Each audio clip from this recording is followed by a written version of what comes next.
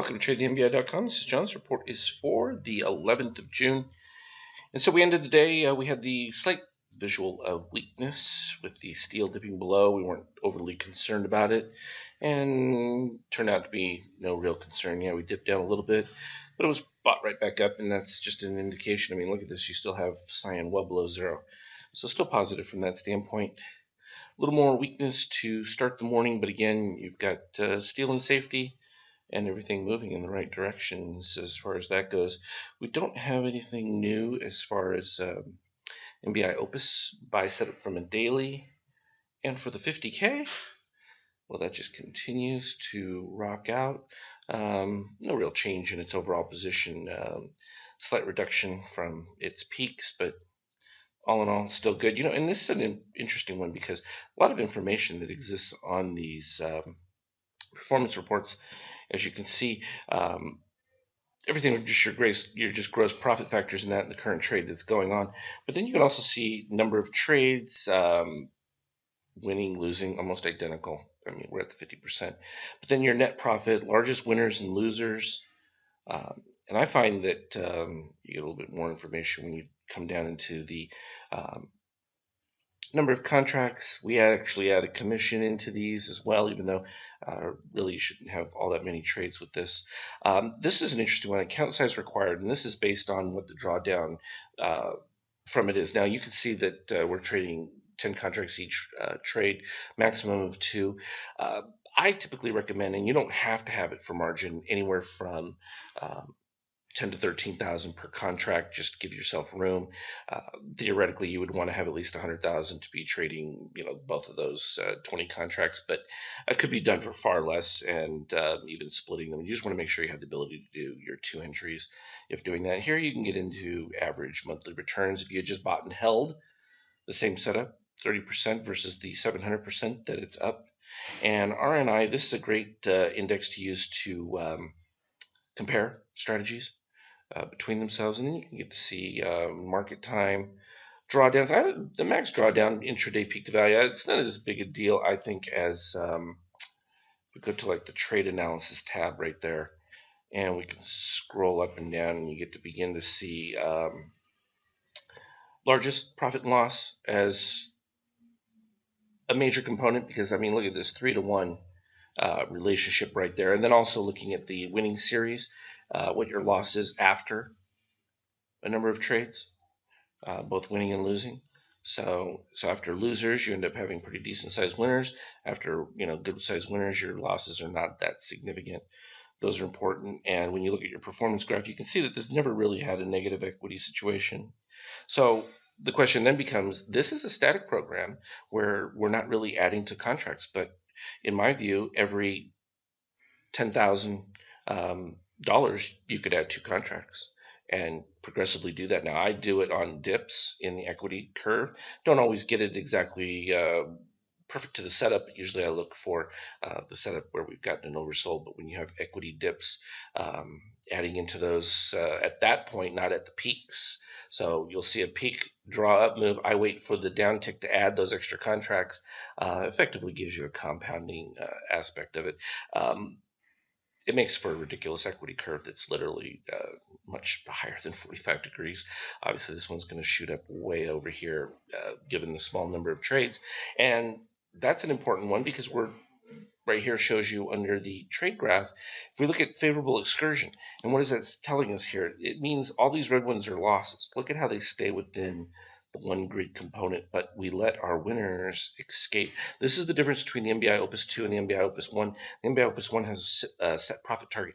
So your losses, while contained in the same category, so will the gains. And this allows you for a much broader move overall. Always good to see that. And then obviously in the settings part, you can see all the values that are associated with it. And so it tells you where to put all of those. But always good to see that. We can see that we got some deep red developing there. Steel's been in the safety. We do finally have cyan over green, red, and white. So that's the last time that happened was right here in this little consolidation period, while steel stayed in a deep deep level, the concern would be seeing steel move above green, red, white, because then you would lose that protection of the fact that you still have plenty of buyers within there. Interesting as this is, because the steel move up on a continued decline would be what you would look for a new buy setup. Obviously, with the lower peaks, we need to create a new lower high peak, or at least what I would call a down peak, like something like this, and then make a higher move above it, and that lets you know that you're about your next breakaway, which is exactly what happened when it broke here from the zero and moved up. We had that next runaway setup. Let's look at the intraday real quick while we're playing with these things, since I spent some time talking about that. That's just straight across. It's just a couple little, every little pop wave, turn around, pop wave, turn around. All these spiders developed all at the same time. Pretty straightforward, nothing really to go over with that. ES was fine, but when we look at the NASDAQ here, we can see it's rolling over, making its higher red top, so it's all fine. There's nothing to get sketchy about. Do we still have the positive extremes that can retrace? Sure. Here you've got the steel moving all the way back down to safety. We suffered a little bit of the weakness from that dip below, normal, and going to make a high peak there.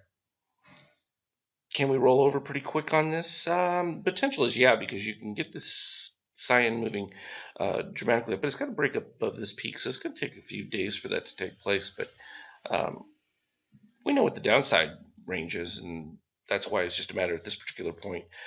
Seeing that dip below, for me, ABM would be the green area, which is right around where the extreme retrace is.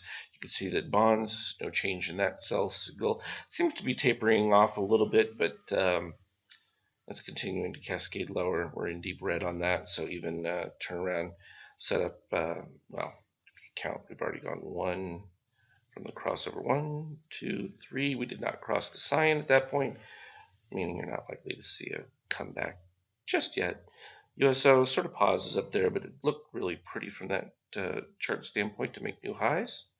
And gold, well, I pointed this one out here because, I've been talking about gold not really making a run anywhere. Here's why. Yes, you've got the buy signal, perfect, and the fact that you had at the same time steel moving up to the plus 13, which is effectively rolling over and coming up from the bottom as well. Perfect. No issue with that, and you can see it corresponded beautifully with the red crossing above white. Powerful signal, and embarrassing how tiny the move is, and that's just because of the deep red trend. So the expectation is that you're not going to get carried away. Now, that could change if you get your strong move of green above the cyan here, and then you get your red moving into a new zone. But red's really lagging quite a bit behind this overall setup, and we should know in a day or two whether that's going to do it. So I don't have a problem with taking the long setup when you get a signal like this. My only caveat with that is be ready for a turnaround, which is why you want to be looking at intraday for any sell signals to go ahead and take those gains. It doesn't mean you can't then, on a new buy signal from a shorter time frame, still take the long. You just want to be careful because you don't want to get caught in the downturn that's going to take you back to the lows, because you could still potentially have a little more pop with that. You haven't gotten overbought yet with the extreme histogram. Good information to know. Euro, had people tell me I was nuts that the euro was going to fade there, and sure enough, it faded and continuing the fade. So, really big shock there. X said it wasn't going to do much again because we had that exact same configuration when it rejected that crossovers, which we're going to be looking for in gold. And sure enough, it started a little bit of that retrace market holding up nicely. Those going to keep these from getting crazy. CLF has been just ugly. We've been watching that spread. No change in it at all. Though it could shift pretty quickly here. You almost have red above white and then a nice pop of green above its previous point there would be an opportunity to capture a little short cover. AIG has been just fine. And WLT actually had that brief little buy, but that's still within its cell configuration, even though it's held up. It moved to the new zone, which kept it going, and it stayed above that, -7. It still has the potential as it might be dropping right about here as it's putting in a little buy pivot. So that green will have to take that out, but not bad there. JCP had the nice little buy twist back and forth, and then gave the next confirmed buy when it crossed back above and kept making higher red pivots. So all in all, pretty decent from those standpoints. Let's run through so I don't take forever on this. A lot of the high flyers moved from their sell signals back into some buys.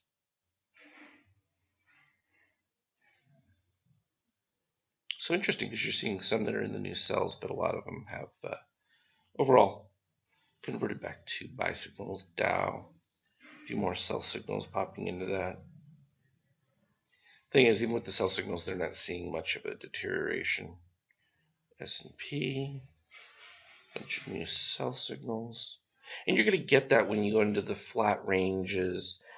This is where looking for your red pivots are important, because where everyone else is going to be, thinking that the market is heading lower in that, until we see a change in what we're getting from our steel, as well as the cyan well below zero. You don't have that impending disaster looming. Flipping over to some of the alert stocks here real quick. Apple, continuation of that. It's too easy. Amazon, doing well. Nice buy signal within there. We knew a potential little bit of weakness from the breakdown of the original crossover here, but still holding up nicely. And you're well below with the cyan on that one. But a nice little bounce. Baidu turned around with that buy setup and took off nicely from there. Likewise, we've been looking at FAS. As long as FAS holds up, we were very happy with the setup. Could see a little more weakness here now with the steel dipping below. We know our positive extremes, so keep them in mind. Go all the way back to here. It's not huge, but takes you back under 100 there for it.